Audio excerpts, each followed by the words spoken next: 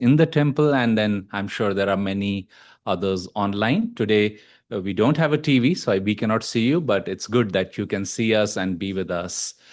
Let's stand up. We'll start with a prayer and then go into the chanting and meditation. Let's take a moment. Let's visualize ourselves standing in the living presence of all our masters. On this blessed day of Guru Purnima, inwardly let us renew our devotion, commitment, our deep love and gratitude for the masters, that through that love we may draw their grace in every moment of our lives. Let's pray together. Heavenly Father, Divine Mother, friend, beloved God, beloved Gurus, Jesus Christ, Babaji Krishna, Lahiri Mahashaya, Swami Sri Yukteswar Ji, our beloved Guru, Paramhans Yogananda Ji, saints of all religions, beloved Swami Kriyananda Ji, we humbly bow before you all. Beloved God, we thank you for the presence of these great masters in our lives. Beloved Gurus, receive our devotion. Bless our daily spiritual efforts. When we think of you, come to us. When we meditate, help us feel your presence. And when we go out in the world, use us as instruments. Flow through our words, through every action, that all may see us as your disciples. We are your children. In this lifetime, bring us home. Om Shanti, Shanti, Shanti. Please be seated.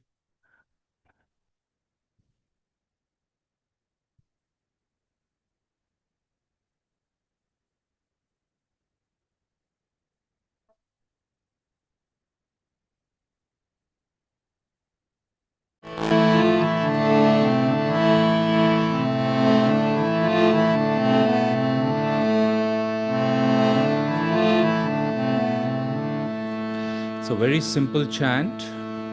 We are going to be singing the name of all our masters and celebrating, as we are doing today, the principle of the light of the Guru. Swami Kriyananda Ji said, if we didn't have the example of the saints, it would not even strike us that such a potential exists for each one of us. So through their life, their coming, their grace, and I'm sure all of us will share stories today of how that grace is really living right now and lives forever.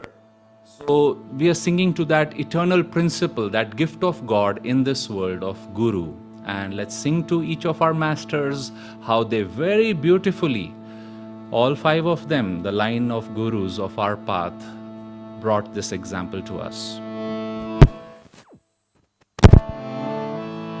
Jai Guru, Jai Guru, Jai Guru, Jai, Jai Guru, Jai Guru, Jai Guru, Jai, Paramahansa Yogananda, Jai Guru, Jai, Paramahansa Yogananda, Jai Guru, Jai, Jai Guru, Jai Guru, Jai Guru, Jai, Jai Guru, Jai Guru, Jai Guru, Jai, Paramahansa Yogananda, Jai Guru, Jai, Paramahansa Yogananda, Jai Guru, Jai, Jai Guru, Jai Guru, Jai Guru, Jai, Jai Guru, Jai Guru, Jai Guru, Jai, Paramahansa Yogananda Jai Guru Jai. Paramahansa Yogananda Jai Guru Jai. Jai Guru Jai Guru Jai Guru Jai. Jai Guru Jai Guru Jai Guru Jai. Our beloved Jesus Christ, Jai Guru Jai. Our beloved Jesus Christ, Jai Guru Jai. Jai Guru Jai Guru Jai Guru Jai. Jai Guru Jai Guru Jai Guru Jai. Our beloved Jesus Christ, Jai Guru Jai. Our beloved Jesus Christ, Jai Guru Jai. Jai Guru Jai Guru Jai Guru Jai. Jai Guru Jai Guru Jai Guru Jai. Maha Avatar Baba Ji, Jai Guru Jai. Maha Avatar Baba Ji, Jai Guru Jai. Jai Guru Jai Guru Jai Guru Jai. Jai Guru Jai Guru Jai Guru Jai. Maha Avatar Baba Ji, Jai Guru Jai. Maha Avatar Baba Ji, Jai Guru Jai. Jai Guru Jai Guru Jai Guru Jai. Jai Guru Jai Guru Jai Guru Jai. Maha Avatar Baba Ji, Jai Guru Jai. Maha Avatar Baba Ji, Jai Guru Jai. Jai Guru Jai Guru Jai Guru Jai. Jai Guru Jai Guru Jai Guru Jai. Lahiri Mahashaya, Jai Guru Jai. Lahiri Mahashaya, Jai Guru Jai. Jai Guru Jai Guru Jai Guru Jai. Jai Guru Jai Guru Jai Guru Jai. Lahiri Mahashaya, Jai Guru Jai. Lahiri Mahashaya, Jai Guru Jai. Jai Guru Jai Guru Jai Guru Jai. Jai Guru Jai Guru Jai Guru Jai. Lahiri Mahashaya, Jai Guru Jai. Lahiri Mahashaya, Jai Guru Jai. Jai Guru Jai Guru Jai Guru Jai. Jai Guru Jai Guru Jai Guru Jai. Swami Shri Yukteswar Ji, Jai Guru Jai. Swami Shri Yukteswar Ji, Jai Guru Jai. Jai Guru Jai Guru Jai Guru Jai. Jai Guru Jai Guru Jai Guru Jai. Swami Shri Yukteswar Ji, Jai Guru Jai. Swami Shri Yukteswar Ji, Jai Guru Jai. Jai Guru Jai Guru Jai Guru Jai. Jai Guru Jai Guru Jai Guru Jai. Swami Shri Yukteswar Ji, Jai Guru Jai. Swami Shri Yukteswar Ji, Jai Guru Jai. Jai Guru Jai Guru Jai Guru Jai. Jai Guru Jai Guru Jai Guru Jai. Paramahansa Yogananda, Jai Guru Jai. Paramahansa Yogananda, Jai Guru Jai. Jai Guru Jai Guru Jai Guru Jai. Jai Guru Jai Guru Jai Guru Jai. Paramahansa Yogananda, Jai Guru Jai. Paramahansa Yogananda, Jai Guru Jai. Jai Guru Jai Guru Jai Guru Jai. Jai Guru Jai Guru Jai Guru Jai. Paramahansa Yogananda, Jai Guru Jai. Paramahansa Yogananda, Jai Guru Jai. Jai Guru Jai Guru Jai Guru Jai. Jai Guru Jai Guru Jai Guru Jai. Paramahansa Yogananda, Jai Guru Jai. Paramahansa Yogananda, Jai Guru Jai. Jai Guru, Jai Guru, Jai Guru, Jai. Jai Guru, Jai Guru, Jai Guru, Jai. Paramahansa Yogananda, Jai Guru, Jai. Paramahansa Yogananda, Jai Guru, Jai. Our beloved Jesus Christ, Jai Guru, Jai. Our beloved Jesus Christ, Jai Guru, Jai. Maha Avatar Baba Ji, Jai Guru, Jai. Maha Avatar Baba Ji, Jai Guru, Jai. Lahiri Mahashaya, Jai Guru, Jai. Lahiri Mahashaya, Jai Guru, Jai. Swami Sri Yukteswar Ji, Jai Guru, Jai. Swami Sri Yukteswar Ji, Jai Guru, Jai. Paramhansa Yogananda, Jai Guru, Jai. Paramhansa Yogananda, Jai Guru, Jai. Paramhansa Yogananda, Jai Guru, Jai. Paramhansa Yogananda, Jai Guru, Jai.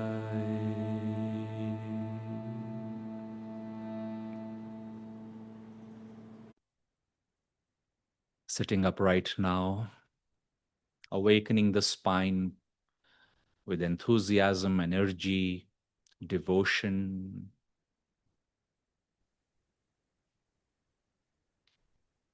Let's meditate now for 5 to 7 minutes, offering the flowers of that devotion again and again at the point between the two eyebrows to all our masters.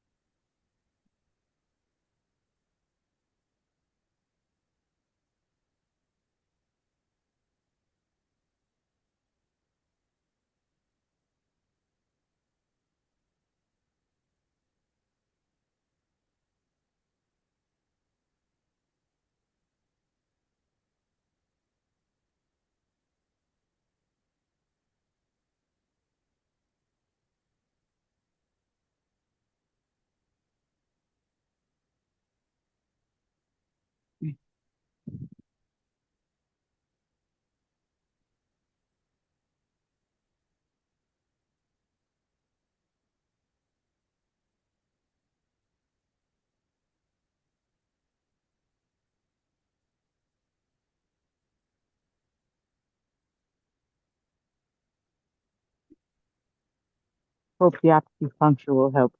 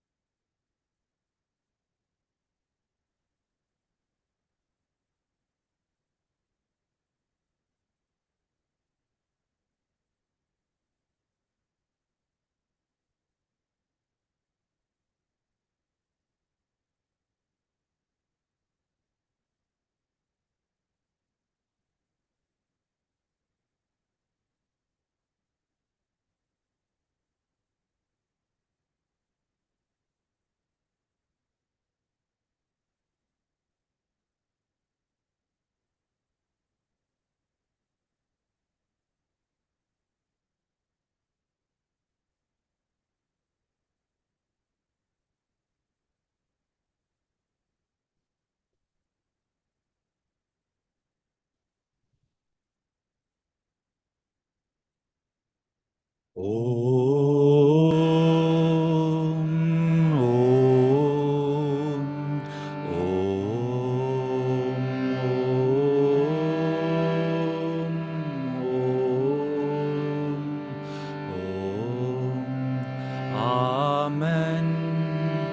Amen. Amen.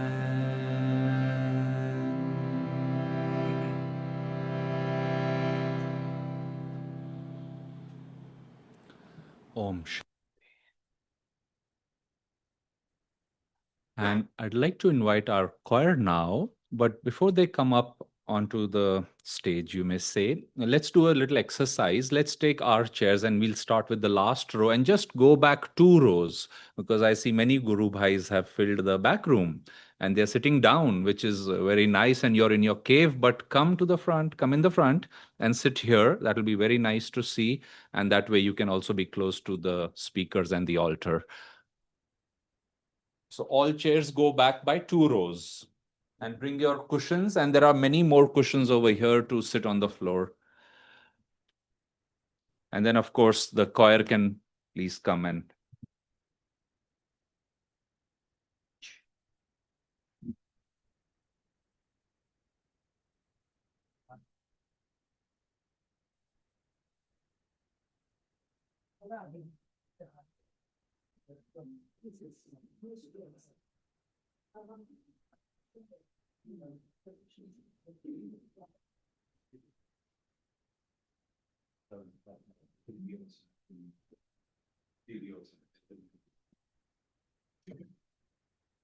Come.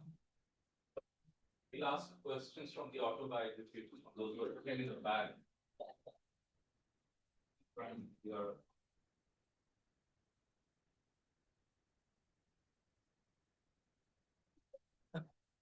choir. Choir also moved at the back.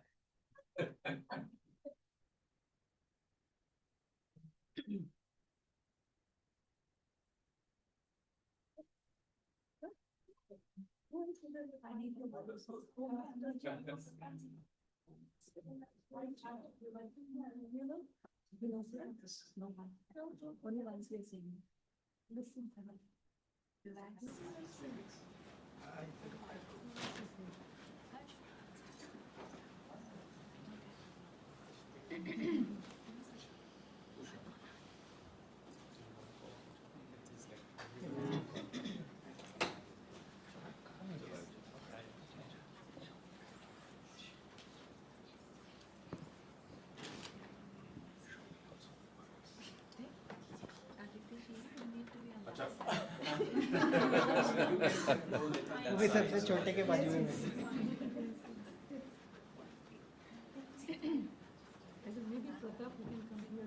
Yes. If I fall, he can catch me. Only he can catch me. So many of you probably know this song. This is O Master.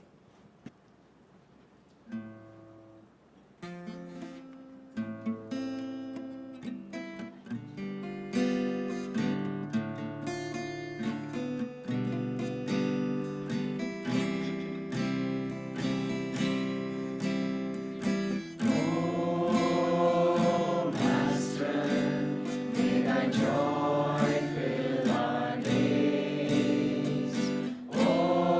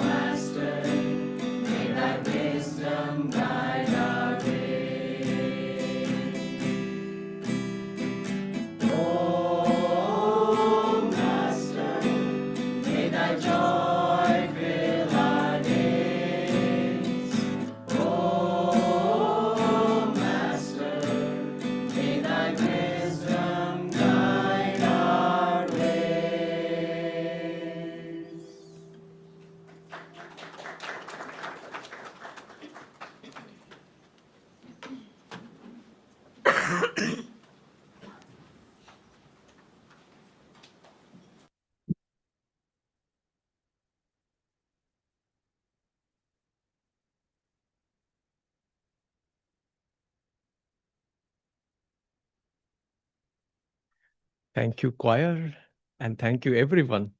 We were underestimating how many people will come, so we were debating.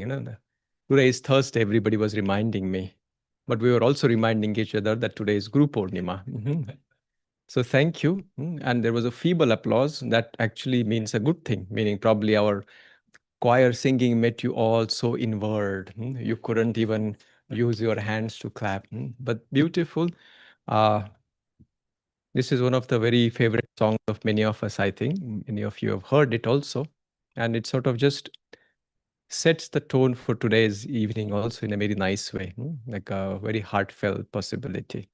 So what we thought today is like five of us will just share quickly about five of the masters, a very different kind of incarnation. And I'm going to start with the reason or one of the way we got this possibility of practicing this teaching in this lifetime, which is how Swamiji writes in The New Path that it started with Babaji and Jesus Christ. Jesus Christ asking him to send someone to the West where this kind of a teaching, the yogic teaching, could be shared with the brothers and sisters of the West. Now, this is an interesting part. I was trying to find out where exactly it is mentioned in autobiography. I couldn't find it. I asked Bhavni. We were not sure. So, who, if we don't know any answer these days, whom do we ask? Chat GPT is right. Earlier it used to be Google, but now we're even lazier, isn't it? Now, Chat GPT actually tricked me earlier also. No? They confidently give you an answer. No, this is in this chapter. Last time also looking for it, I went to that chapter. It was not there. Now, as if I'm having a conversation with ChatGPT, I went back to the same conversation. I said, no, it is not there. To which ChatGPT responds, you are right. It is actually in this chapter. I mean, I was amazed. And then I tried it 3 times and the third answer was correct. Yes, I know. It has a little humor as well. So we still don't know. So it's sort of a homework for everyone. ChatGPT gave me some suggestions. It is not there yet.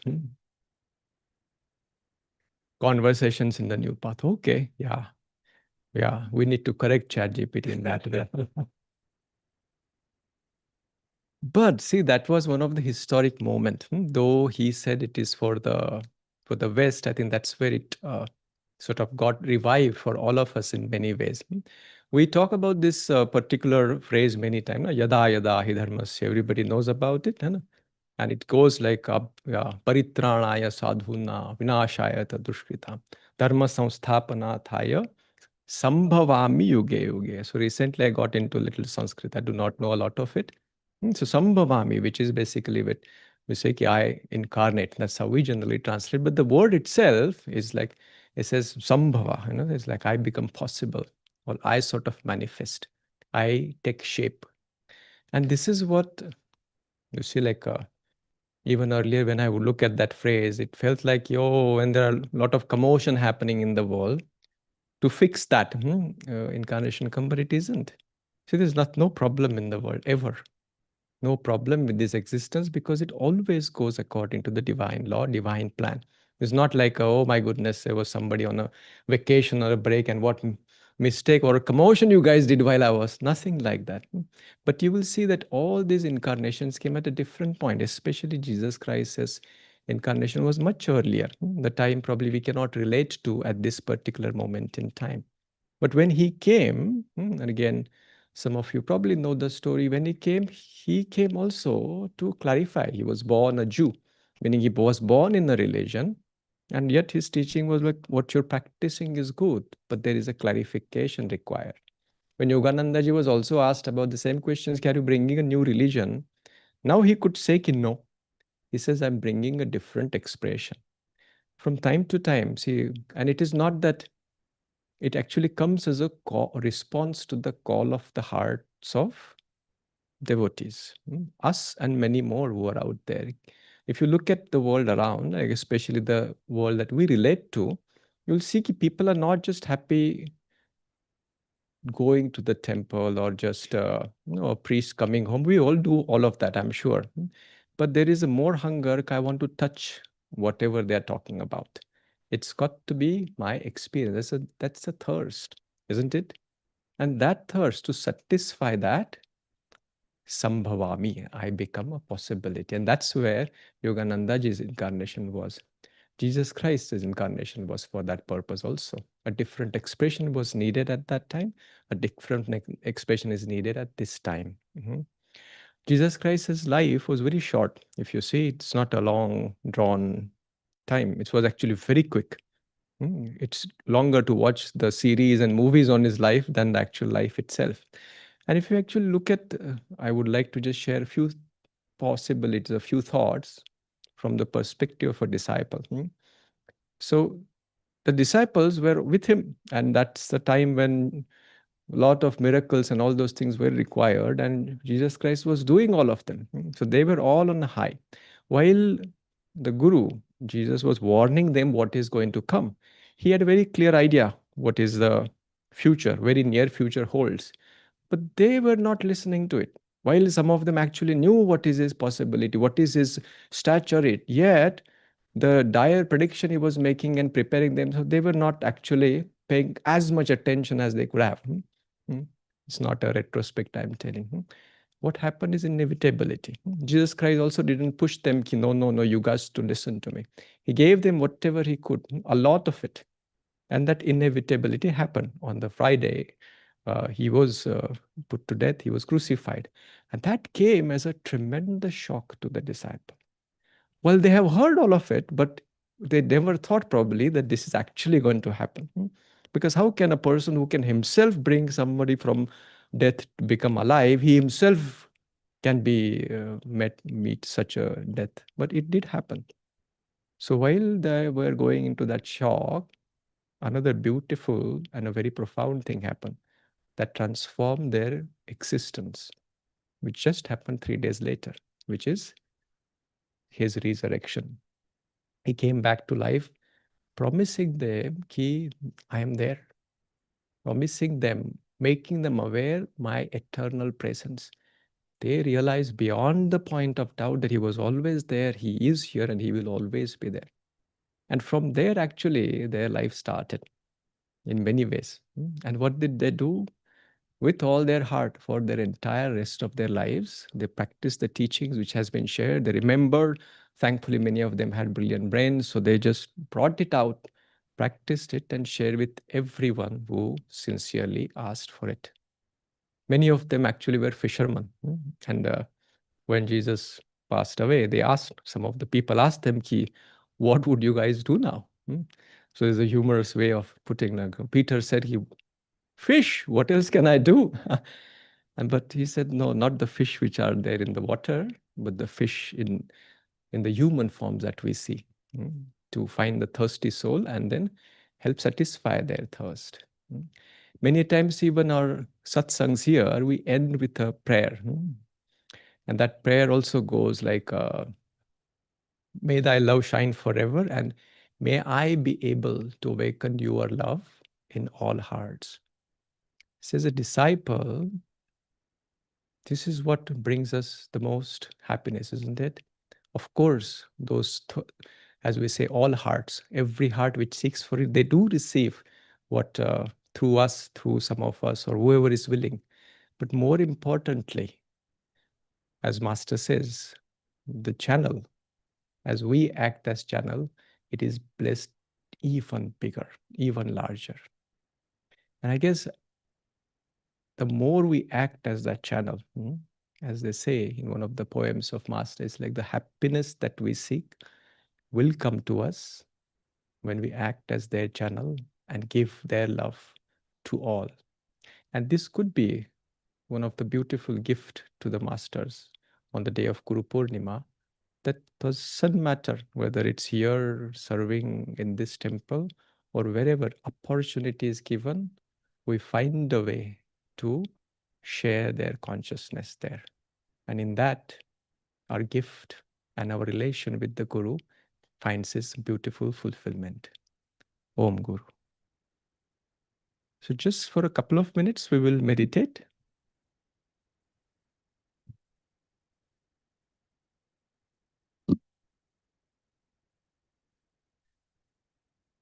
This meditation, please dedicate to renew your relation with Jesus Christ, anything that you particularly felt, just for a few minutes.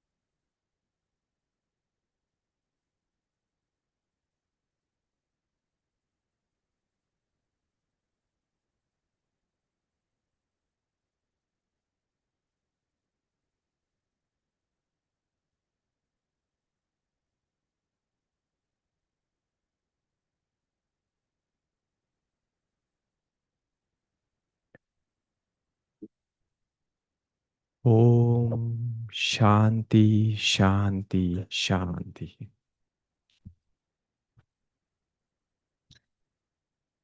We thought of doing something a little, how do I say it? We honor each of the masters as we go through this evening. So we'll do an arti just for Jesus Christ now. And while we'll do that, we thought like every one of us will eventually end up offering a personal candle, our devotion to one of the masters. So the way we will do it is like we'll go row by row. We'll try. Maybe we'll try with this or all these. Okay, so everyone who is sitting, they can come. Maybe you two cannot come at the moment, huh? But the rest. And then Oksana will give everyone a candle. Dr. Amar, please. We'll do just the chant for Jesus Christ. Everybody could stand. And when the chant comes, please, those who are having a light, we offer only to Jesus Christ. Where it is, just set it up nicely. Yes? Pan.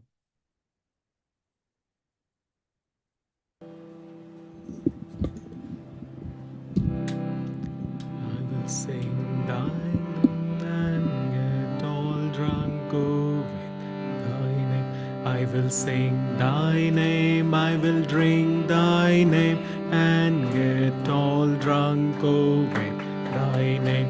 I will sing thy name, I will drink thy name and get all drunk with thy name. Om Christ, Om Christ, Om Christ, Om. Om Christ, Om Christ, Om Christ, Om. Om Christ, Om Christ, Om Christ, Om. Om Christ, Om Christ, Om Christ, Om.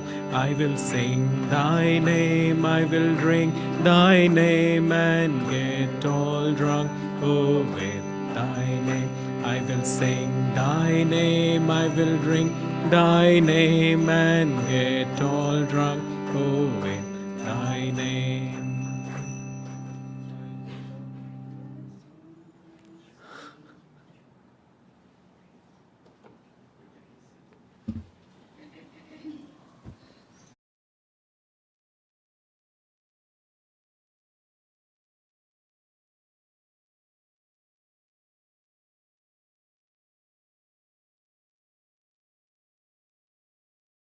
Good evening, everyone. Happy, blessed Guru Purnima to all of you. I will be sharing on one of the interesting masters in our line of gurus. I guess you have already guessed it, Mahavatar Babaji.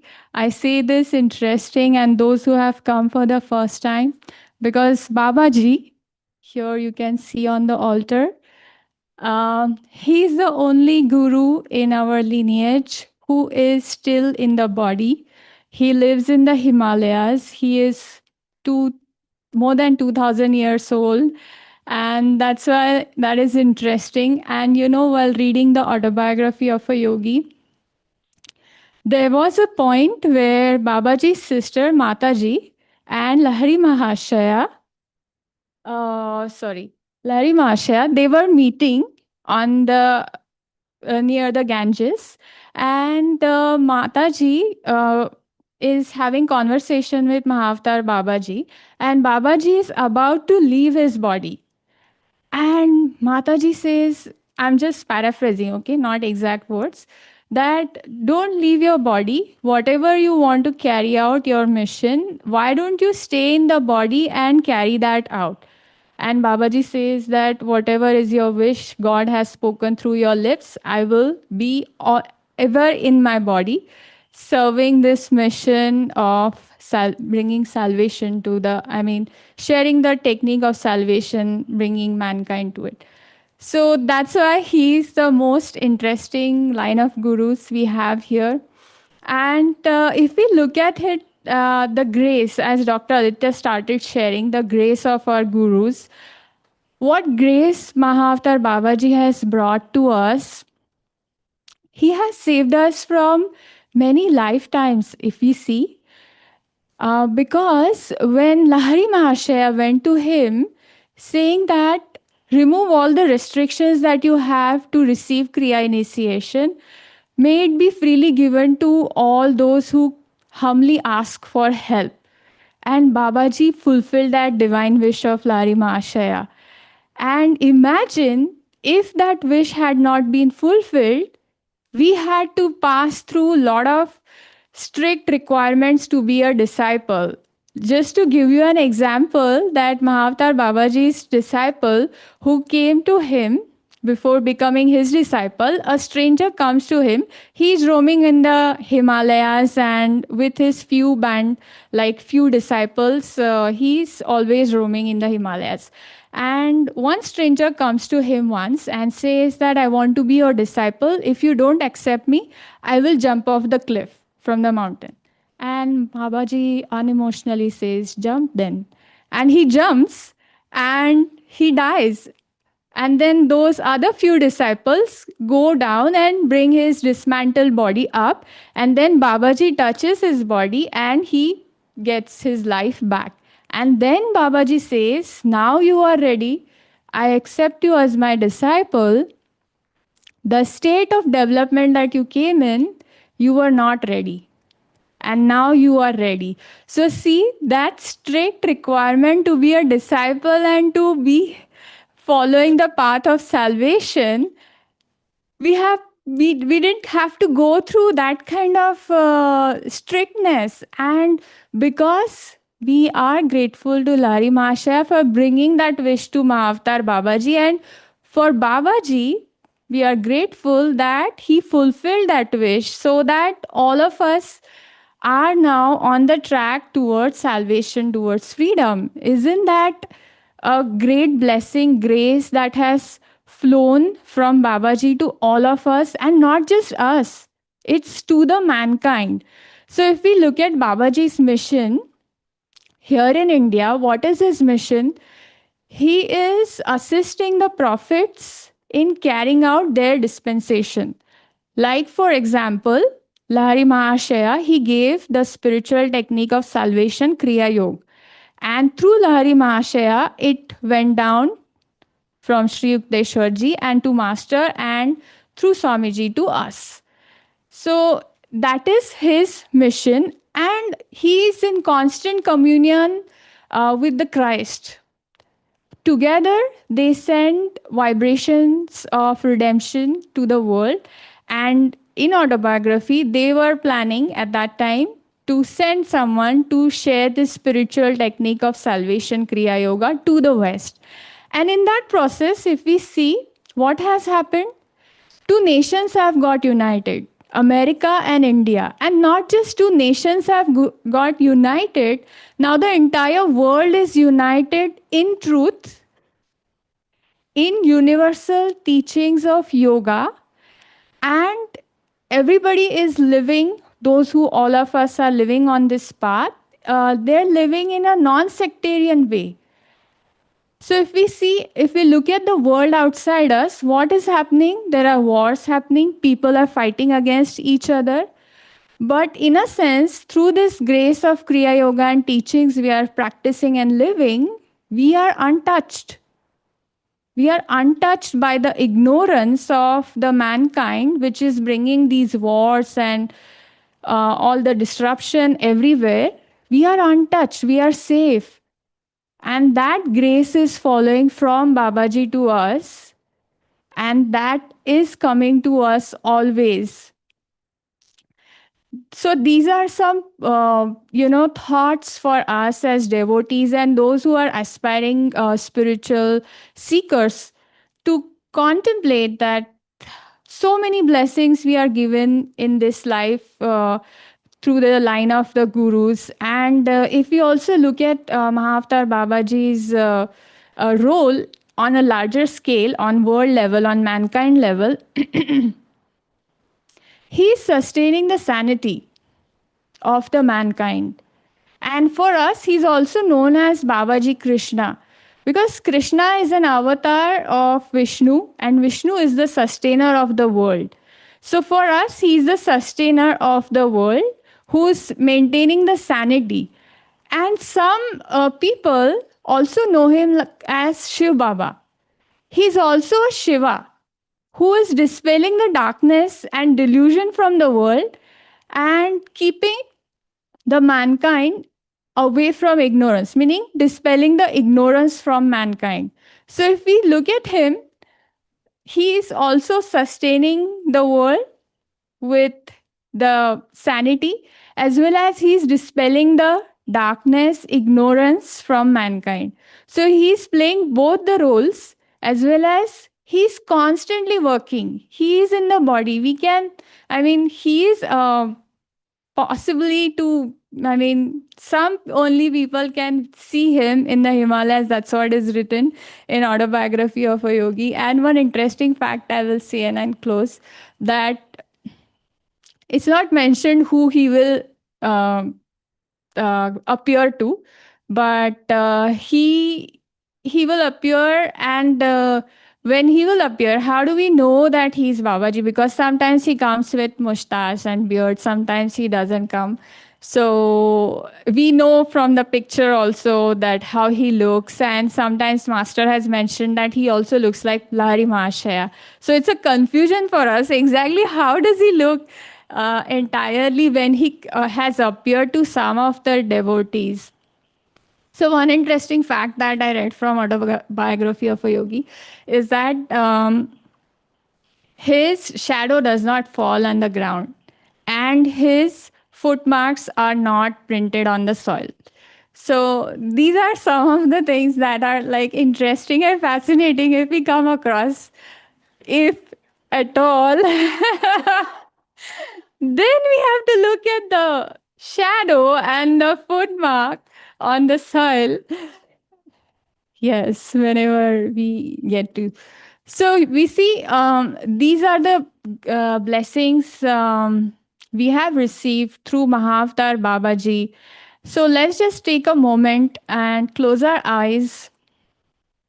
As Lahari Mahashaya says that whenever we call out to Babaji with call Babaji's name with a reverence, instantaneously we receive a spiritual blessing. So let's just visualize him at the point between the eyebrows.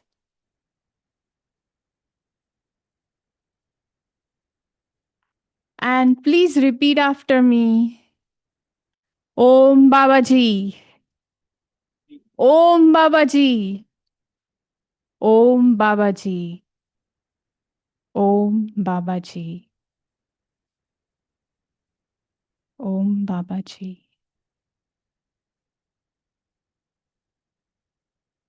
And let's offer our respect and gratitude at his feet.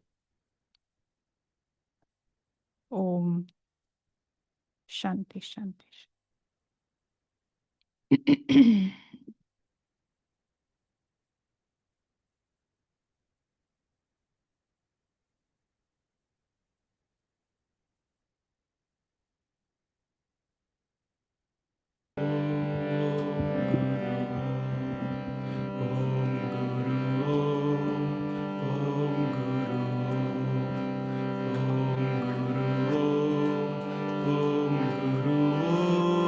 Mahavatar Babaji, Mahavatar Babaji, Mahavatar Babaji, Om Guru Om.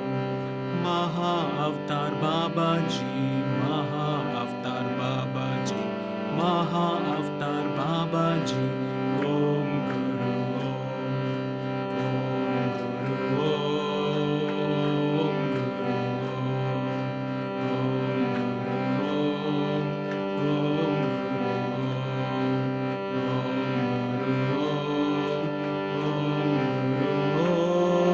Mahavatar Babaji, Mahavatar Babaji, Mahavatar Babaji, Om Guru Om. Mahavatar Babaji, Mahavatar Babaji, Mahavatar Babaji, Om Guru Om.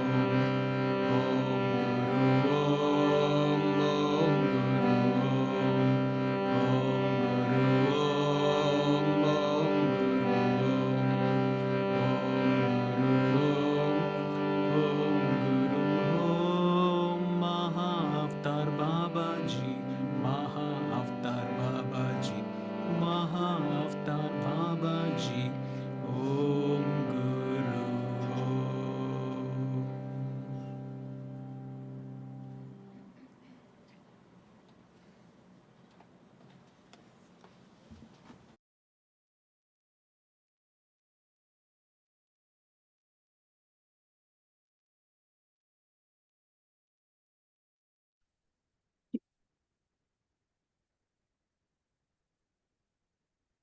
Thank you, Anandita, Amit, Adityaji. What a blessed day, and what a great blessing to have the presence of the gurus in our lives. I'll share a little bit about Lahiri Mahashayaji. And I think all of us have heard of this beautiful promise of Lahiri Mahashayaji from the autobiography of a yogi. I'm ever with those who practice Kriya, and through your enlarging perceptions, I will lead you to your cosmic home.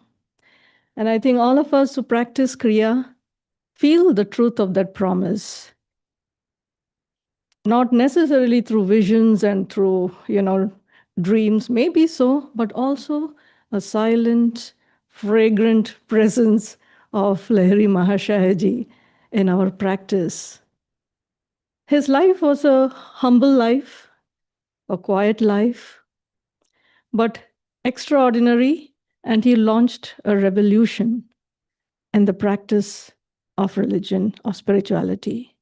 If we look back to the times when Lahiri Mahashaya was born and was serving, it was an age that was just out of Kali Yuga.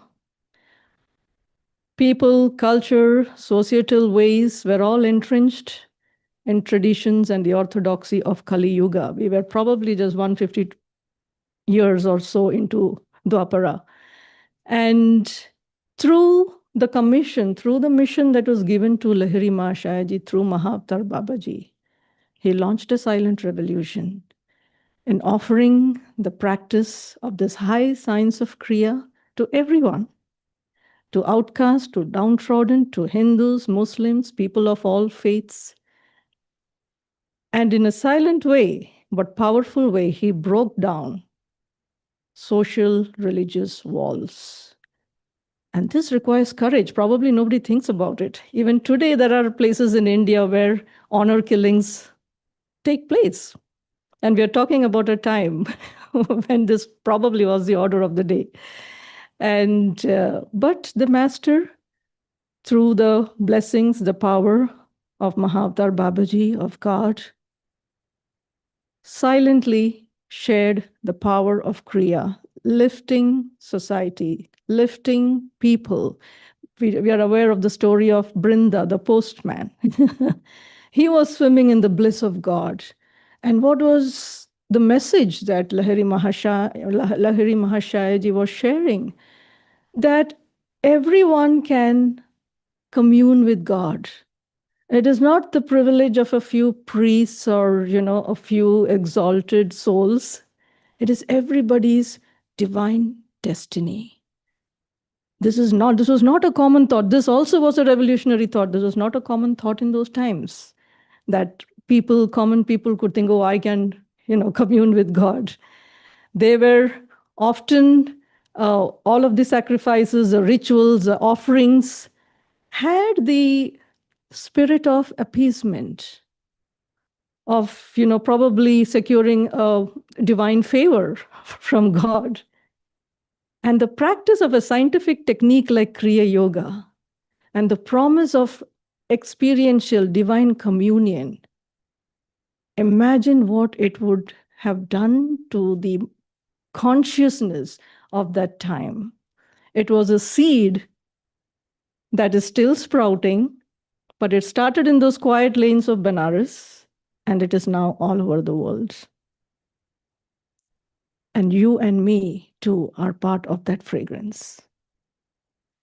Babaji tells him when he gets Kriya initiation, he wanted to be with Babaji. He wanted to leave behind his worldly responsibilities and be with Babaji and his band of disciples in the Himalayas. And Babaji said, no, in this life, your mission is in the crowded marts of men.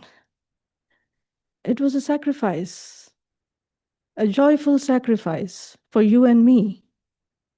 And his life is very relatable. And what does Babaji tell him?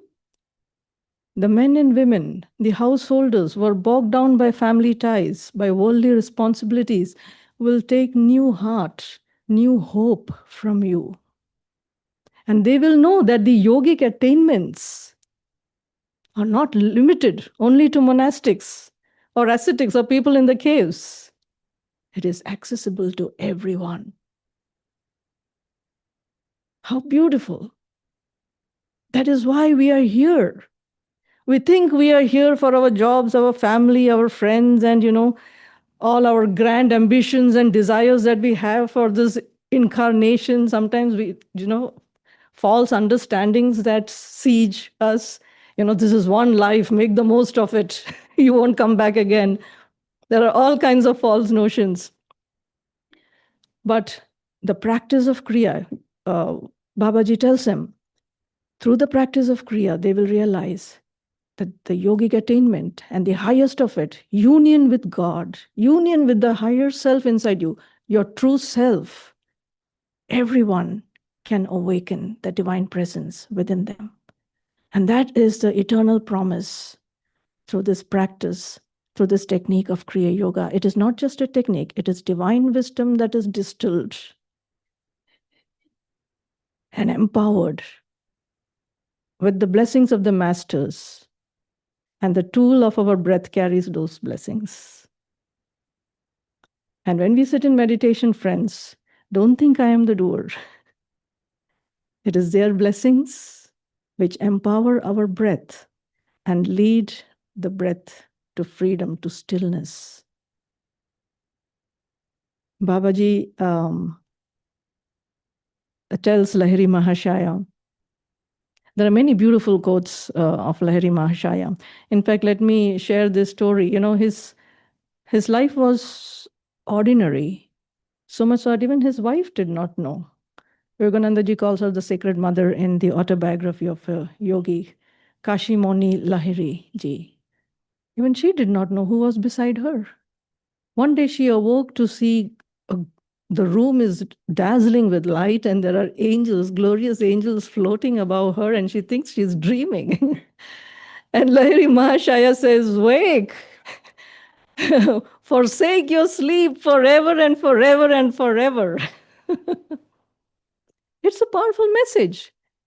If we can't see the divine, if we can't recognize God within us, around us, we are sleeping. We are dead to ourselves.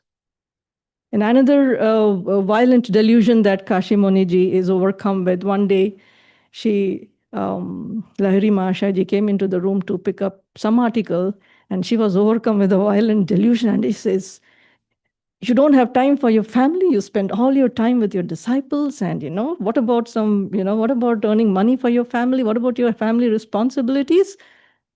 And whew, Lahiri Mahashaya ji was no longer in front of her. And she was overcome by so much fear. And she pleaded with him, please come back. And Lahiri Mahashaya ji descends. And he asks, how can a nothing produce riches? Don't you see? We who are nothing but think we are everything. And that all our riches, all our actions, everything flows through the power of the I. He was demonstrating a very powerful lesson, soul lesson, that how can a nothing produce riches? When you have acquired the inner treasure, outward supply is ever forthcoming. But we don't dare to test these truths. We do not have the faith to accept these truths and put them to test, experience these truths. And that is where we fail. That is where we need to pick up the courage to say, let me be a little adventurous, as Yogananda ji would say, be spiritually adventurous. Without practice, there is no fruit. But when you practice, you have to experience the fruits of your practice. God does not cheat his children. God cannot take away your self-effort, but self-effort is important. Your salvation is not at the whim of a priest or a cosmic dictator, as it was thought in those times. Through the scientific practice, Lahiri Mahashaya ji was showing his disciples and people around him, God is the nearest of the near and the dearest of the dear. He loves you as much as he loves anything else in his creation. And we have to have that faith to practice. Yogananda ji writes a very important question in the autobiography of a yogi, and he says, the unique incarnation of Lahiri Mahashaya ji was especially to give hope and a very real solution and answer to all those who are asking. My life is full of worldly responsibilities, personal duties, social duties. Where can I find the time for meditation? Don't we all think that way? Oh, I don't have time for meditation. And Yogananda ji writes very clearly, through the harmonious balance of Lahiri Mahashaya's life, he shows it is possible. He was working as an accountant in the railways. He would meet people who would come to him for Kriya daily. He would have study groups. He was interested in education and oversaw the, the development of a school for children. And he would meditate. How? He came to give us that special encouragement, Master called it. He came to give us that special encouragement to tell us it is possible. It is possible. Banat, banat, ban jaye. But we have to do our part, and the masters will take us forward. But let us remember that.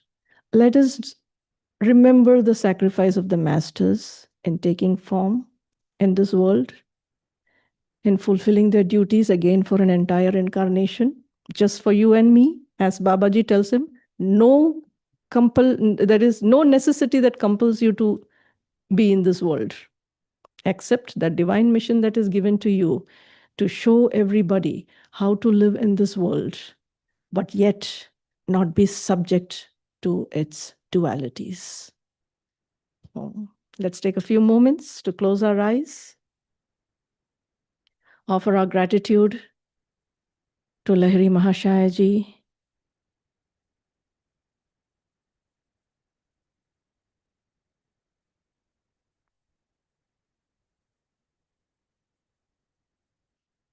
for offering his sacred life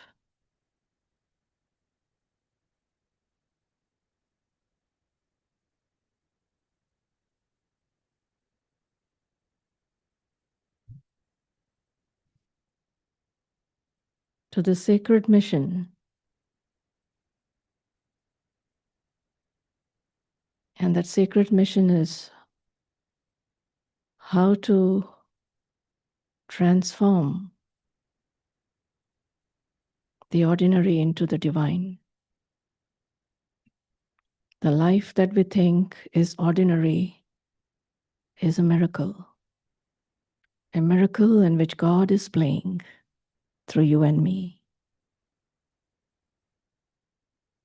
Let's honor that miracle.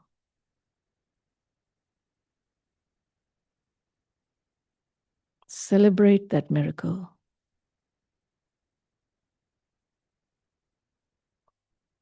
And bow down at the feet of the Master for opening our eyes, for opening our heart, for blessing us, for walking with us all the way home.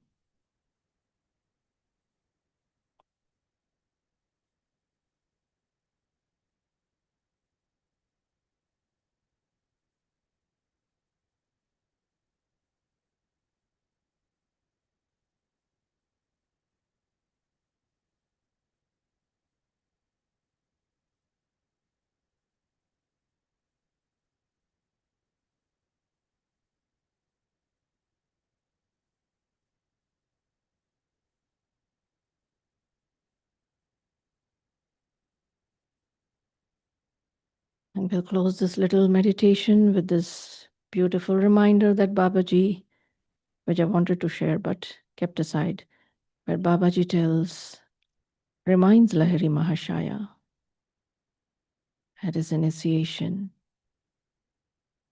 When you were in your mother's womb, when you were sitting in meditation on the sands of Nadia in your childhood, when you were in the astral seas, I was always watching over you. I was invisibly present. Let's carry that faith in our hearts as we offer our little light into the light of the Master through this arati that will follow now.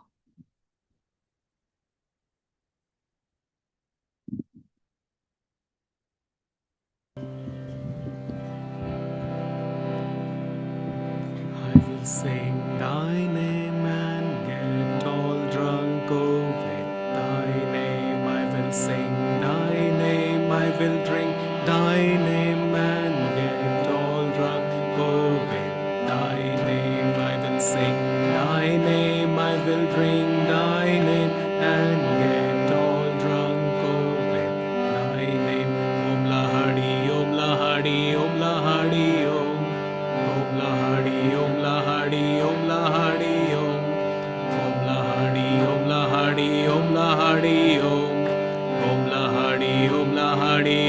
Hari Om.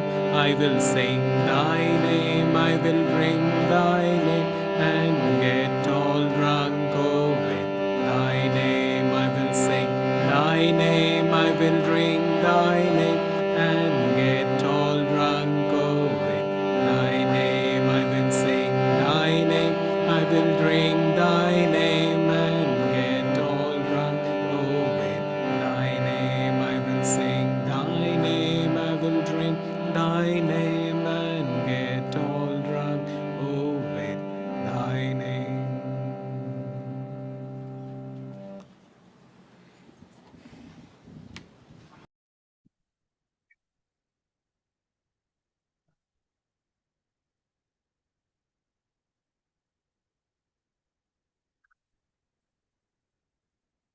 Thank you, everybody.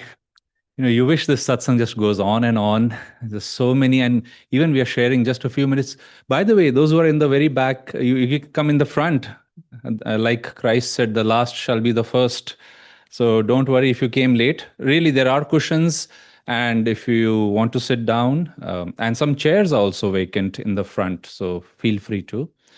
And also now we do have a TV, so I'll invite our Guru Bhais who are online, which is a full screen, to please turn on your cameras. We can see you that way. And also, Tushar, maybe you can zoom in and out with this temple so our Guru Bhais online can see the family here. So I'll share briefly about the beautiful life of Swami Sri Yukteswar Ji.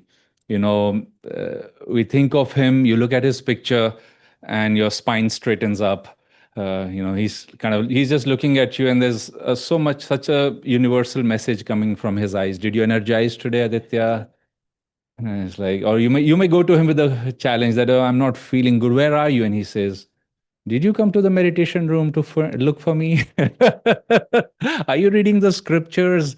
Are you going for the satsangs? How is your seva going, by the way? And so yes, just going to him is, kind of collecting a report card, and then we get back to work. At the same time, I want to today touch on an aspect of him which we know about. Swami Kriyananda Ji, through Yogananda Ji's stories, clarified that Sri Yukteswar Ji, now, of course, there is that story where Swamiji, when he was a new monk, he looked at this beautiful picture that was in Master's room of Sri Yukteswar Ji, and he said, Master was talking about his guru very fondly, and Swamiji said, there is such love in his eyes, Master. When I look at his eyes, I feel so much love. And Master simply said, there was no love in those eyes. Which has two meanings. That on one level, Master was trying to make the point that read that chapter, how he trained me and others, and which is important for all of us. At the same time, Master himself and many from Master's family told Swamiji that once you had made up your mind that I want to find God, then Sri Yukteswar Ji took that very seriously. Then there was no playing around. Then there was no mincing words. He was not casual about that, but otherwise, he was very loving, very kind. When he would go to see Master's family, remember Master was in the US for 15 years, from 1920 to 35, Sri Yukteswar kept up his connection very, very much with the family. And his family said, oh, he would come, spend the day with us, have meals with us. And the children really waited for him to come because his pockets were always full of candies for them. And Swami said, you see, so there was this side to Sri Yukteswar Ji which was very sweet. And I want us to visualize something now, because it's a true story that happened to Master, between Master and Sri Yukteswar Ji. One day, in his deep, enormous, you see, you have to understand, there was a Leela going on because both of them were avatars. Our line of masters were all avatars. At the same time, maybe their separation or seeming separation from God was almost unbearable for them. Master's sister said when he was barely a few years old, she was doing what parents and siblings do. They take the little child and they say, okay, he's Baba, Mama, house and such. And she took him, he was still in her arms. She took him to a picture of Kali and she said, Ma. And she said he almost jumped out of her arms and tears started coming down his baby cheeks. because that word and that picture reminded even that little baby that, oh my goodness, now we are talking. So Master, as we know, was always ready to run away from home into the Himalayas and such. But in that desperation, and this is the visualization, let's visualize for a moment that today you do not go home and you don't tell anybody where you are. And 1 year later, you show up, because that's exactly what happened. Master was looking for God. He had met Sri Yukteswarji, and he was still not satisfied. He was like, this is not where it's going to happen. I have to go to the Himalayas. And he vanished. He escaped. He ran one day from the ashram. 1 year later, he comes back. And this is how that chapter starts. I am here, Guruji. My shamefacedness spoke more eloquently for me. Now remember, these are the opening words after you are seeing your chief disciple who went for a year. Sri Yukteswarji says, let us go to the kitchen and find something to eat. And imagine, would your family give you that response? Would you give your friends and family that response? That, I'm sorry, I'm back. Oh, come, let's have something. Let's go for a cup of tea. And Master then says to Sri Yukteswar, I'll read just a few lines. Sir, one hears of divine love in a vague way, but for the first time, I am having a concrete example in your angelic self. In the world, even a father does not easily forgive his son if he leaves his parents' business without warning. But you show not the slightest vexation, though you must have been put to great inconvenience by the many unfinished tasks I left behind. So, in the gurus, in God, and the gurus are a guru is a person who has found God, who channels God, who is sent by God to bring you and me home. And in the same way, Master said, why don't we feel their love sometimes or their presence? And Kriyanandaji said, it's because they can come to us on the bridge of love that we have created in the first place. So in the Bhagavad Gita also, Krishna says to the doubter, I am his doubts. That if that's how you want to approach me, it's fine with me. But if you want to approach me with love, with reverence, then that is how they can come. And it may feel like little strange, but it springs, Master writes, it springs from deep respect for the God in you and me.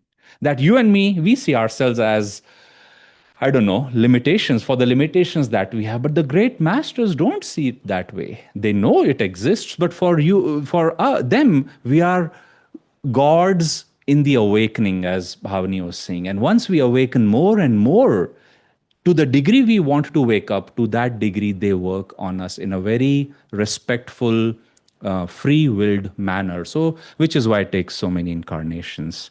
Master said a million human incarnations on an average it takes to find God.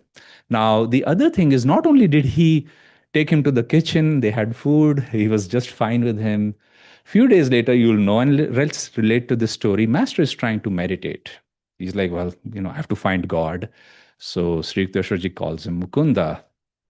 And Master is amazing. He must have had a really loving relationship. He says, Sir, I am meditating. I was like, only two avatars, I think, can talk like that. And then Sri Yukteswar says, Mukunda, come here. And Master says, Sir, I am meditating. And now he was almost twisting Sri Yukteswar's arm. So Master says, I left him no choice. Because remember another time, Master was slightly drifting in a lecture and he justified himself. He said, Sir, I am here. And then Sri Yukteswar said, you're forcing me to now reveal where you were. And so in this time he said, Sir, I'm meditating. And Sri Yukteswar says, I know how you're meditating, with your thoughts like leaves in a wind and in a storm. And anyway, he not only asks him to come, as we know the story, he gives Master the experience of samadhi. And these high experiences, really, whether it's Om, whether it is Samadhi, whether it is deep experience, we will see, like Bhavani was saying, our effort is absolutely required. But ultimately, there is a huge component of this mystery of God's grace and Guru's grace. And at a time when Master was not performing, you may say, that morning, but that doesn't matter. The gurus are looking at, again, as Babaji said to Lahiri Mahashaya, oh, I watched you through life and death, through childhood. Now we have finally met. So the way you and I see ourselves and the masters, it could be very different from their eyes. And the best part is, Babaji can see us, Lahiri Mahashaya, Sri Yukteswarji can see us and say, now is the time. Now, again, of course, we may feel, well, now he's left his body. But I'll give you two examples. One, of course, 1936, after Master, there's a video of this also. Master has buried Sri Yukteswarji with his own hands in Puri. And a few months later, he appears in the physical form in Mumbai. And then, interestingly, I want to share a story of how Swami Sri Yukteswarji appeared to a devotee in Pune. But before that, I want to share this beautiful story. Some lines from Master about Samadhi.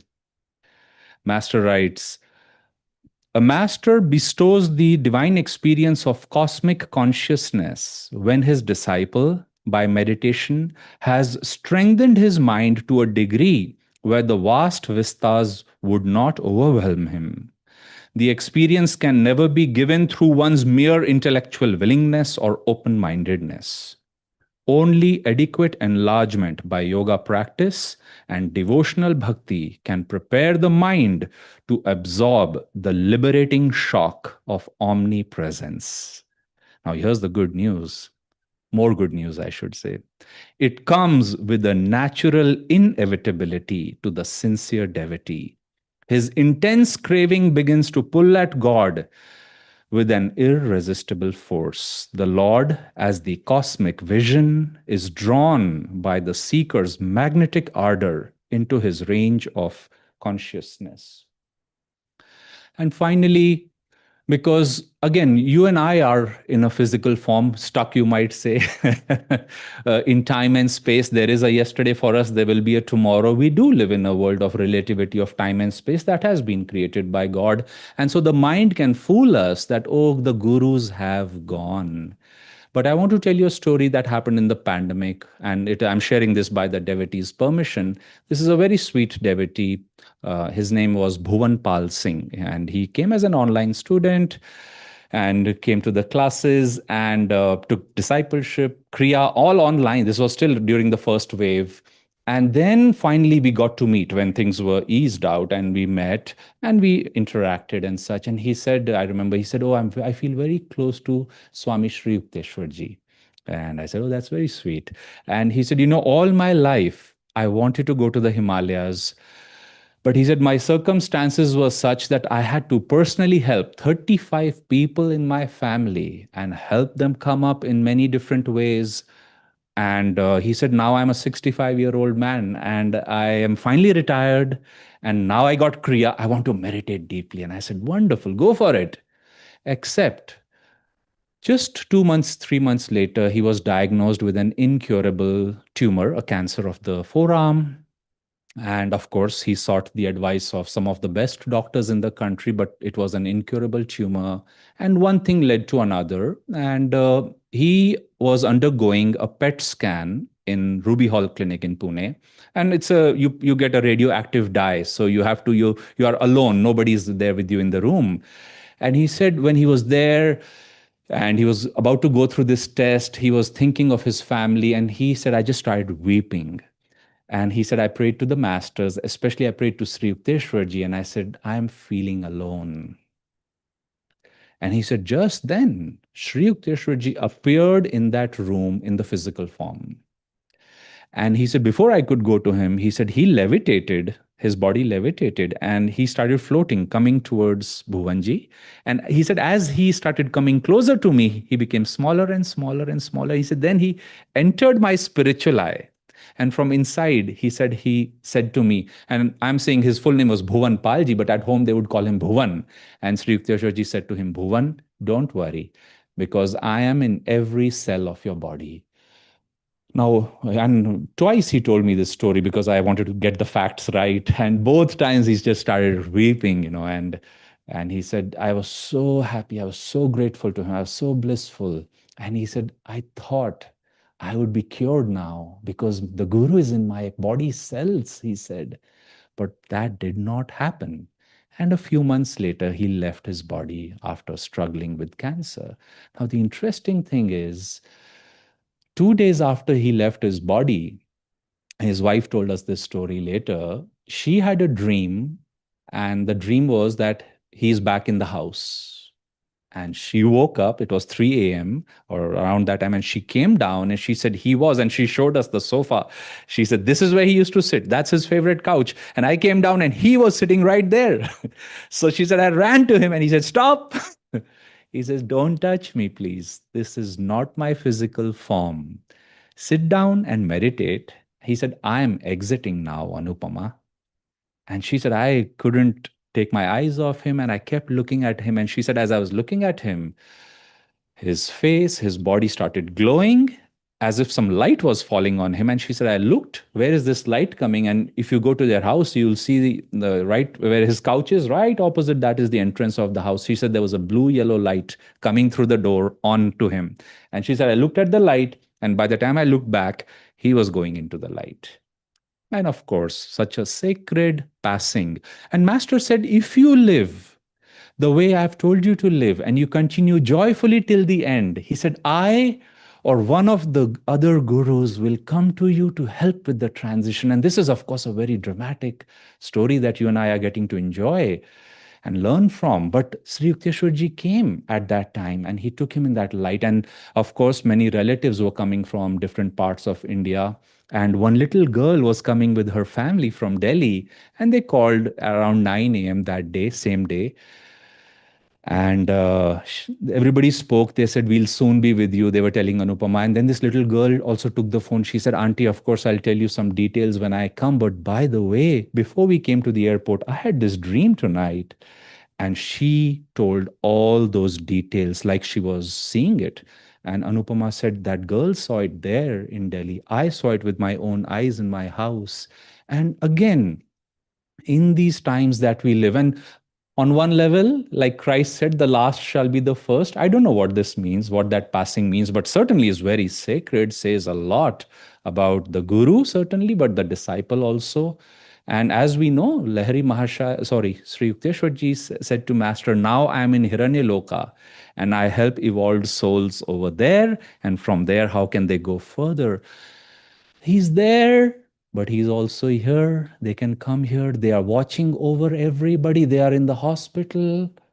And like Swami says, Master's autobiography starts that India is known, its culture is known for the disciple-guru relationship, that the more we can keep thinking of the masters, keep calling to them, Om Babaji, keep praying to them, and through the techniques, through the satsang, through the stories, through our devotion, the more we will feel that they are with us here. And of course, death is such an interesting thing on our path. The way Swami said, the way Master spoke about death, Swami felt like I want to die because everything is happening on the other side.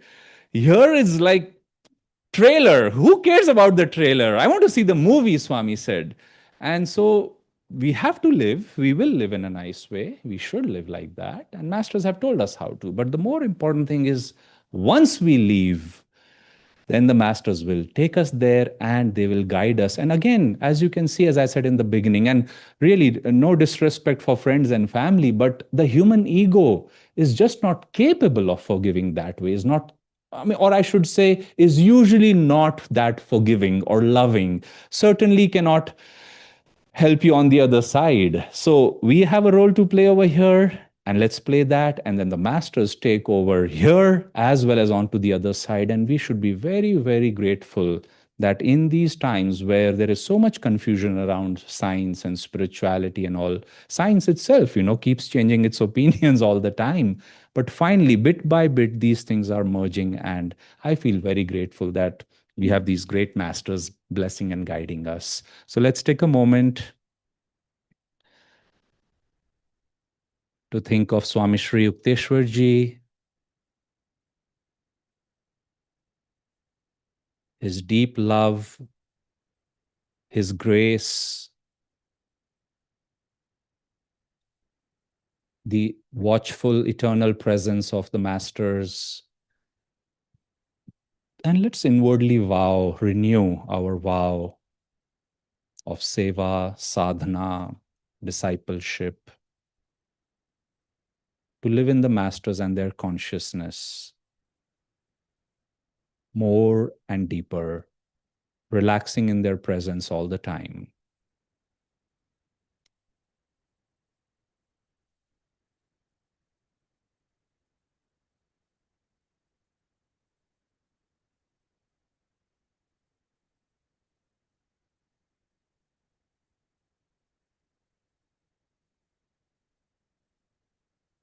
Om Shanti, Shanti, Shanti.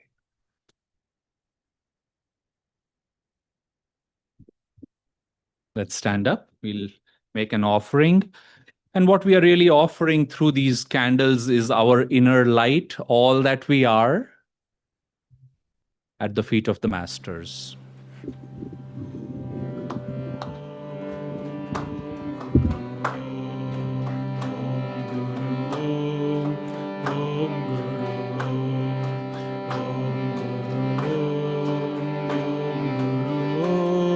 Swami Shri Yukteswar Ji, Swami Shri Yukteswar Ji, Swami Shri Yukteswar Ji, Om Guru Om. Swami Shri Yukteswar Ji, Swami Shri Yukteswar Ji, Swami Shri Yukteswar Ji, Om Guru Om. Om Guru Om, Om Guru Om, Om Guru Om,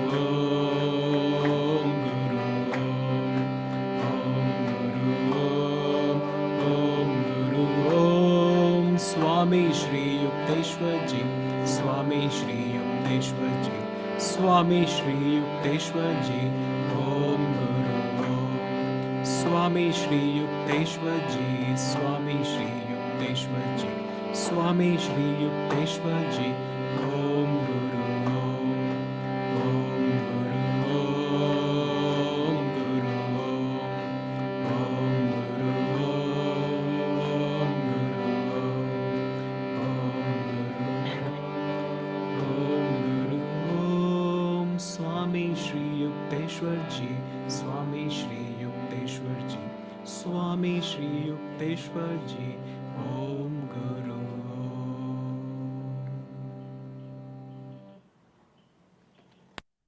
Please be seated. Invite Dr. Amar now.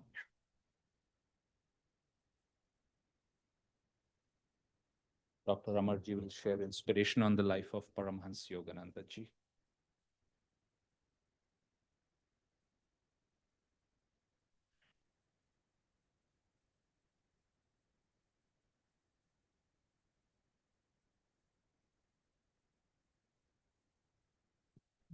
Good evening, friends. This is a really blessed evening to have all of you on this very auspicious occasion of Guru Purnima. And Acharya Amit ji was sharing a story of about fishes, and I think in a closing this sharing also we have a fish story. So please hold back. So this is, I think it will.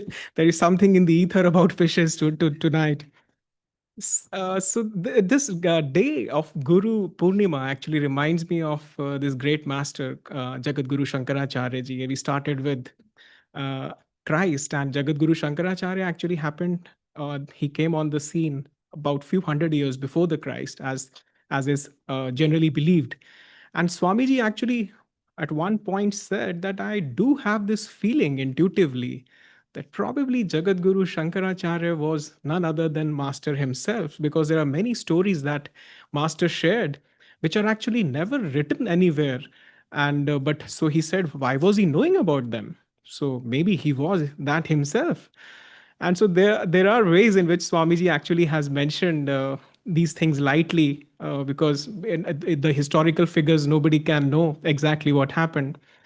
And Jagat Guru Shankaracharya, and in one of the very beautiful the scriptures that he wrote, Vivek Chudamani, he said, there are three greatest blessings that an individual can have. And what are those three greatest blessings? And I believe that all of us sitting under this one roof have all of those three blessings. The first one is said to come as a human on the planet. And then he said, the second blessing is that if you have this desire to get freedom, to get moksha, and to be one with God, that is the second greatest blessing if you have this desire in your heart. The third greatest blessing, he said, is if you have a true guru who can help you in that process. Now, I do believe that all of us have those three greatest blessings on the planet. But are they enough? As Bhavniji was also mentioning, that even having those three blessings sometimes may not be enough, because there is a third factor there, which she reminded us is of making our own effort. Because even if we have all these three, if we do not make an effort, then we will miss out. And that is why Jagat Guru Shankaracharya said, he actually was very strong in his statement when he said, if you have these three, and if you're still not making an effort, then he said it is suicidal. And that is perhaps the second or third shloka when how he begins this scripture, Vivek Chudamani. And you can very well imagine that if in the second or third shloka itself he makes that statement, many of us will say, do I really need to go further? But that is how it is, as many of us actually said, that if we are here, then why are we here? And this is exactly the purpose of life has to be very clear. And one day, this man who was, because just to emphasize why this effort thing is important, there was another great master, Ramakrishna Paramhansa, and Yogananda had a great respect for him too. There was this disciple, and in Kali, many of you probably have visited Dakshineshwar, and Jagat Guru Shankaracharya Ramakrishna Paramhansa used to be there worshipping Kali. Just few years, in fact, before when Paramahansa Yogananda came on the scene. And you usually used to sit very simply in his very simple room, and all his disciples used to be sitting in front of him. And one of these disciples, he said, "Sir, you always talk to Kali. You always say that I'm talking to Mother Kali. You talk to God. Can't you help us to see, make us see God? You stay here. You always are right in front of us. You keep talking. We keep sitting. Why don't you make us see God once?" And for that, Ramakrishna said, "Oh, you want to see God?" And he said, it is just like saying that there are fishes in this ocean. And but how can you have those fishes? Somebody, if you want that fishes should be served to you on the platter. My dear friend, if you want to have the fish, you have to go out in the ocean, row a boat, and put out the net, and then only you can have those fishes for yourself. And to that, those disciples said yes, because ultimately that speaks of that effort, which all of us were saying, that effort in that form of, going to the pond or going to the river or going to the ocean and putting out that net is important, because that is why Yogananda at one time said that when you put out that net of devotion and love, God cannot escape through that. And that is how you can trap God. He said, it is, if you think you are smart, then God is smarter, because you won't be able to find him by any other way. The easiest way, he said, is to find him and trap him in your love and devotion. Now, apart from saying that, we just a few things, because how to make that effort. Yes, love and devotion, worship is the easiest way, because when we practice what our guru has given us, just a few days back, Aditya ji was sharing this satsang, when often we have seen this in India especially, there is a tendency of this passivity. Oh, I have a guru now, I have got this discipleship, now I think everything will be taken care of, because I have already joined Ananda now, or I have a great master, my guru is great. But he said this is not enough, because our guru certainly is great, but we have to follow his ways. Only then we will be able to, we will be able to find him. So there are the ways in which, let us say, we when we practice, let us say, energization exercises daily, or when we practice hongsa, or when we do our kriyas, when we feel the presence of God in our heart in our daily routine, when we say, okay, it is difficult for me to forgive, but still I will make an effort to forgive. I will make an effort to be more kind. I will make an effort. However, I may fail in the process, but I'll keep doing. And that is why Yogananda said, I'm giving you a lot to practice. Even if you do just 1%. And at one time, he said, even if you do 1 millionth of what I'm giving you or asking you to do, you will find God. Now, isn't that a great promise? I don't think any other saint actually said that. I'm giving you, just do 1%, you will be there. But then, even if we are doing that 1%, if let us say in our heart we know, it is always many of the other disciples of Yogananda, one of them was Sister Gyanamata, she said, more the better. Because there was one thing, another thing which Yogananda said was important, that just by practicing the teachings, just by practicing the teachings is may not be enough, because to his some of his greatest disciples he gave them one more thing to practice, and he said, that way I can help you more. And that was attunement. That is how his greatest disciples, and we know the three greatest disciples of Yogananda were Rajrishi Janakananda, Oliver Black, and Sister Gyanamata. So what, in his own words, if I have to just say what he was doing, and he actually was guiding by his own example, what he was saying there was, and these are his words that he wrote to Gyanamata, the more you tune in with me, the more I will be with you in spirit. Sister Gyanamata, whom I mentioned earlier, I talk to by sending thoughts to her through the ether. Many souls I guide that way. As soon as you reach a certain point of development, then you will see I am directing you. My master guides me more now than when he was alive. Now he's speaking about Yukteswarji here because he was his master.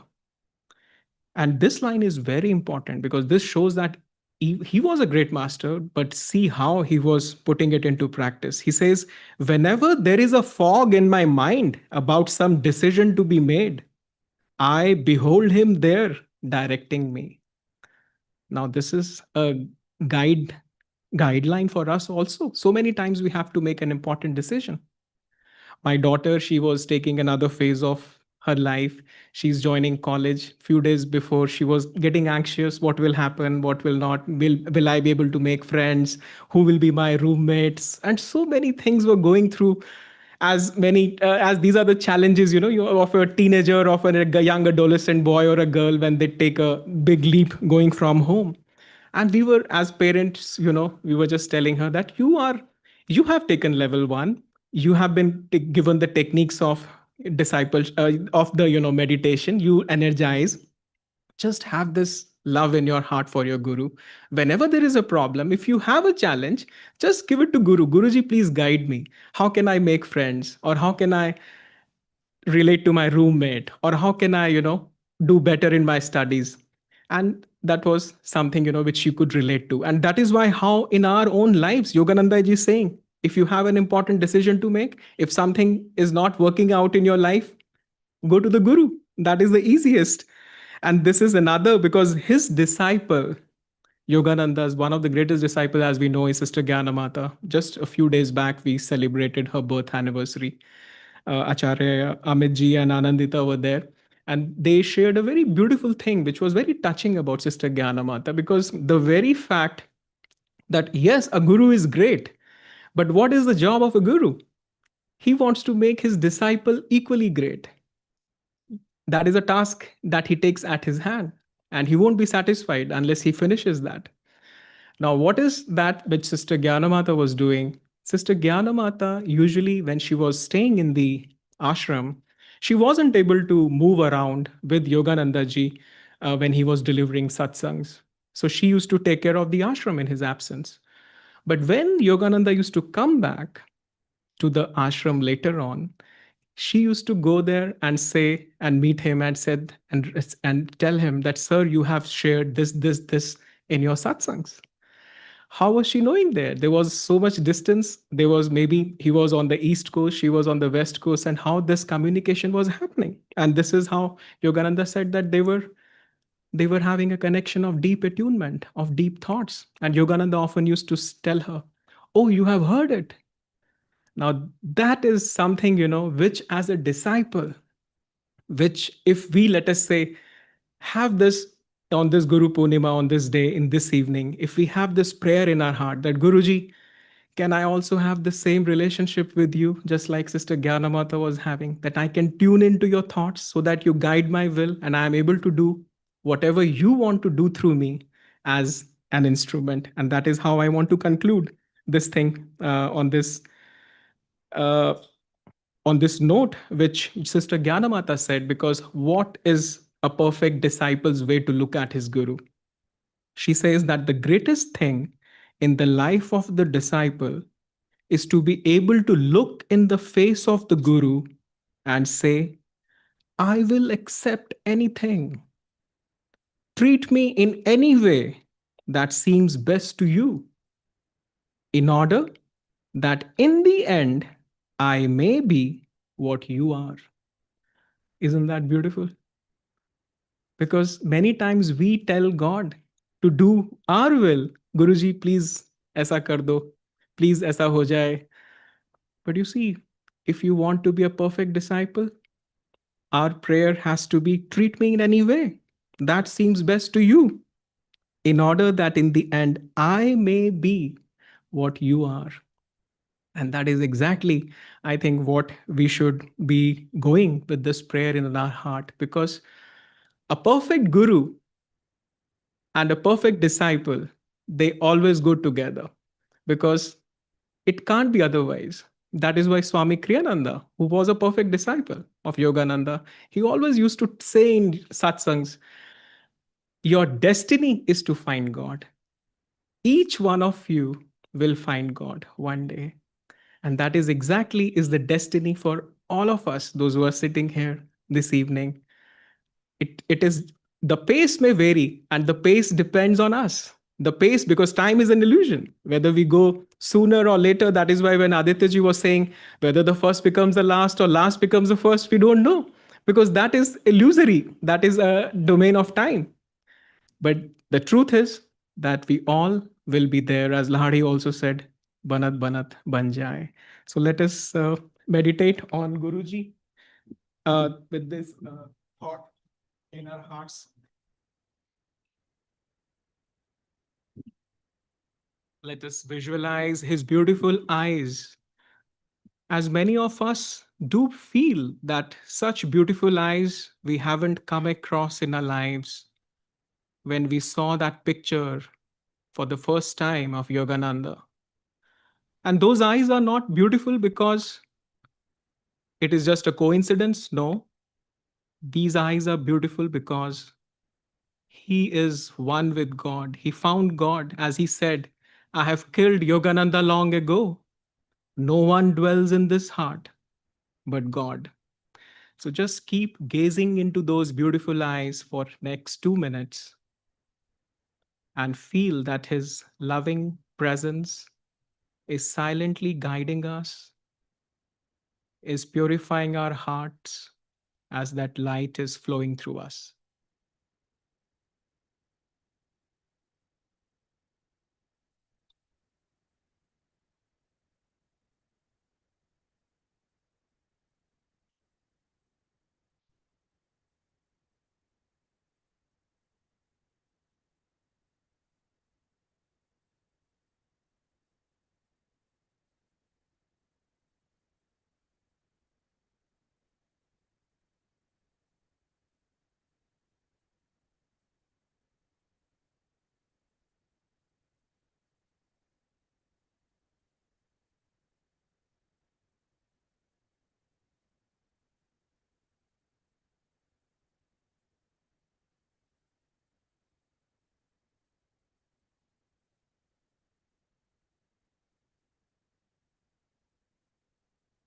Om Shanti, Shanti, Shanti.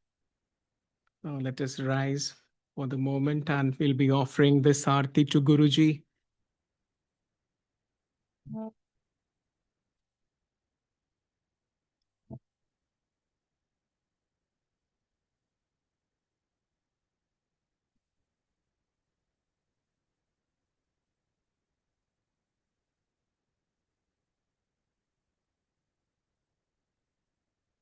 Jai Guru Jai Guru Jai Guru Jai Jai Guru Jai Guru Jai Guru Jai Paramahansa Yogananda Jai Guru Jai Paramahansa Yogananda Jai Guru Jai Jai Guru Jai Guru Jai Guru Jai Jai Guru Jai Guru Jai Guru Jai Paramahansa Yogananda Jai Guru Jai Paramahansa Yogananda Jai Guru Jai Jai Guru Jai Guru Jai Guru Jai Jai Guru Jai Guru Jai Guru Jai Paramahansa Yogananda Jai Guru Jai Paramahansa Yogananda Jai Guru Jai Jai Guru Jai Guru Jai Guru Jai Jai Guru Jai Guru Jai Guru Jai Paramahansa Yogananda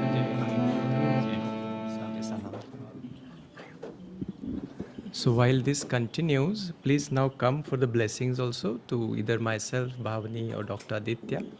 And those who have certainly not yet offered the light, please take a light and then also offer to the masters.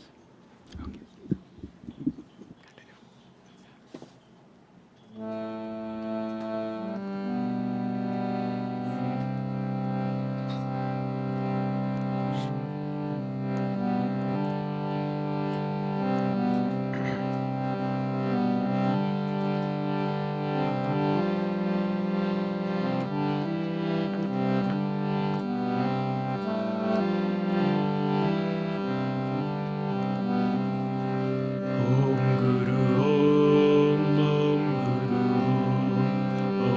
Guru Om Om Guru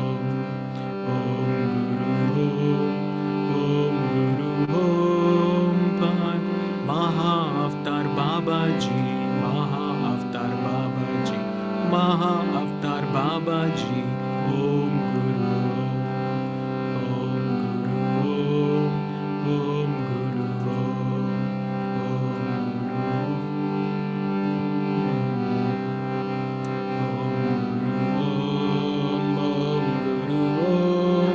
Lahari Mahashaya, Lahari Mahashaya, Lahari Mahashaya.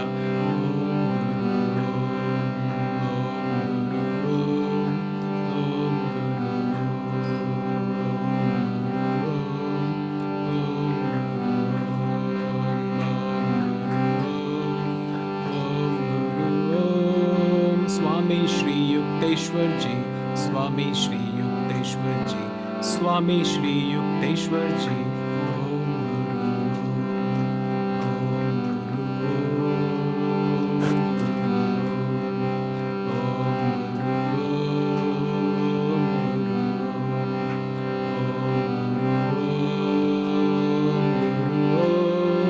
Paramhansa Yogananda, Paramhansa Yogananda, Paramhansa Yogananda, Om Guru, Om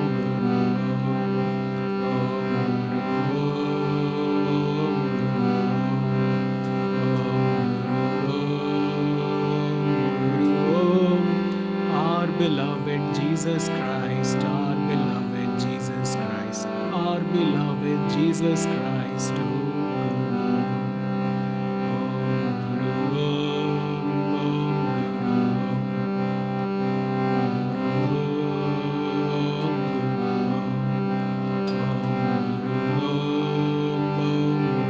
Om Maha Avatar Babaji, Maha Avatar Babaji, Maha Avatar Babaji, Om Guru, Om Guru, Om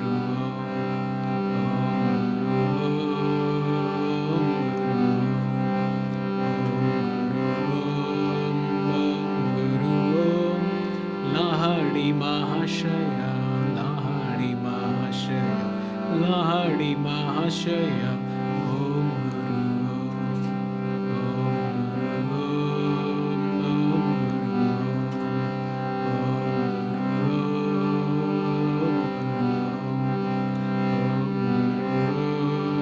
Om Guru Om, Swami Shri Yukteswar Ji, Swami Shri Yukteswar Ji, Swami Shri Yukteswar Ji,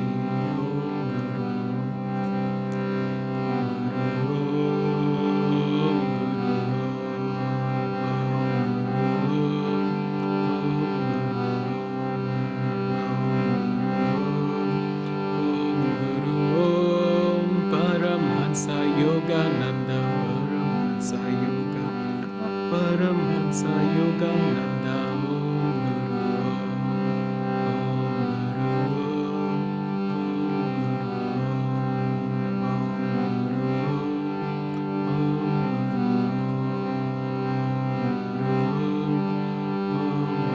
Om our beloved Jesus Christ, our beloved Jesus Christ, our beloved Jesus Christ, Om Guru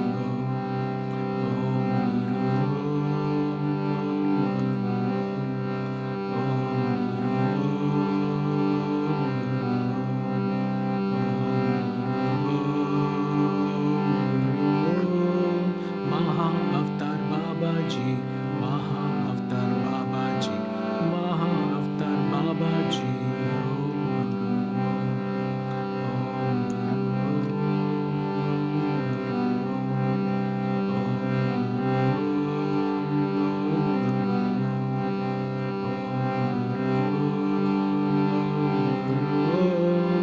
Lahadi Mahashaya, Lahadi Mahashaya, Lahadi Mahashaya, Om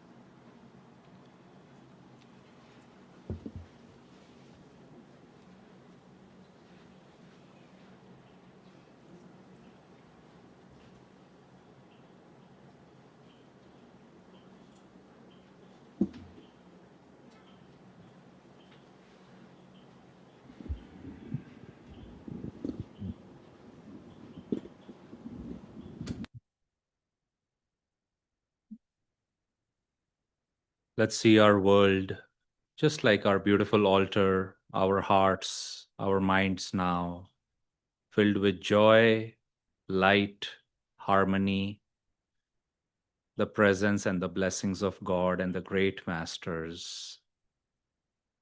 And may the light of self-realization spread far and wide in this coming year. Let's rub our hands and send the blessings we have received out to everybody.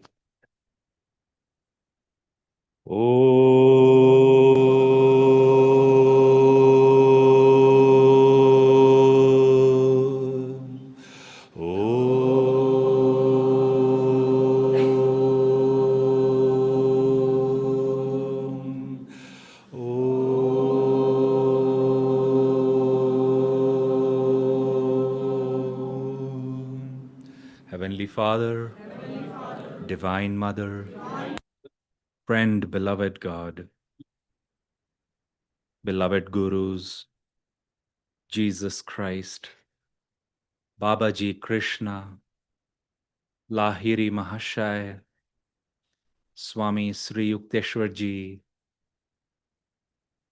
beloved Guru, Paramhans Yogananda Ji, saints of all religions, Swami Kriyananda Ji, we humbly bow before you all. Come into our hearts.